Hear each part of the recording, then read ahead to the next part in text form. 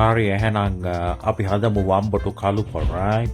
හරි මුලින්ම රට කජු ටිකක් දැම්මා, හාල් ටිකක් දැම්මා, සූදුරු ටිකක් දාලා පෑන් එකේ හොඳට රත් කරගන්න ඕනේ, පොඩ්ඩක් කල කරගන්න ඕනේ.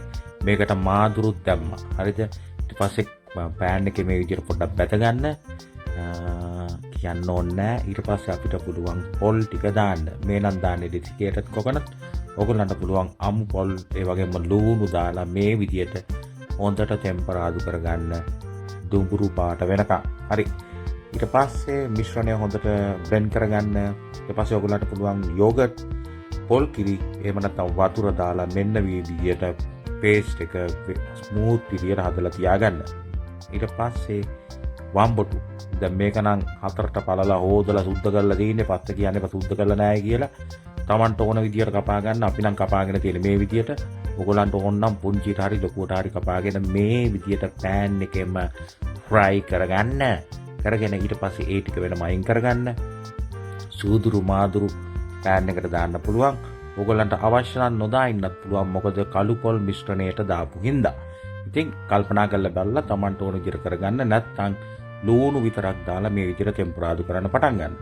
ඔයගොල්ලන්ට පුළුවන් ඊළඟට ඉතුරු වෙලා තියෙන ginger garlic paste වලින් පොඩ්ඩක් දාන්න. කහට මිරිස් 3-5 ඒ වගේම Tamanට අවශ්‍ය තව මොනවා හරි දෙයක් තියෙනවා නම් රසය වැඩි කරන්න. ඔව් දැම්මට කිසි වරදක් නැහැ. ඉතින් මේ විදියට හදාගන්න මිශ්‍රණය හොඳට කවලම් කරන්න. ඔව් හොඳට කවලම් කරන්න. ඒකට අපි එකතු කරනවා තක්කාලි සහ ලුණු. ඉතින් ඔයගොල්ලන්ට පේනවා ඇති thick paste එකක් තමයි හැදීගෙන එන්නේ. අවුලක් නැහැ. ඊට පස්සේ මෙන්න මේ විදිහට වතුර චුට්ටක් දාලා ඒක තව කුක් කරගන්නකොට එකතු කරනවා අපි මුලින්ම හදාගත්තු හාල් පොල් මිශ්‍රණය.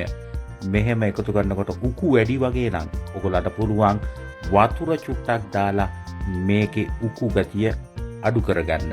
පුළුවන්ද? පුළුවන් වෙන්න ඕනේ. බෑ කියලා දෙයක් නැහැ. ඉතින් එකම දේ තියෙන්නේ රසට කන්න ඉගෙන ගන්නම ඕනේ. ඉතින් ඊට පස්සේ අපි වම්බටු ටික දැම්මා. මද රස්නේ කුක් කරනවා ටික වෙලාවක්. that's it. එහෙනම් කට්ටිය සෙට් එක හදාගන්න. කොත්තමල්ලි කොළ අන්තිමටම දැම්මා.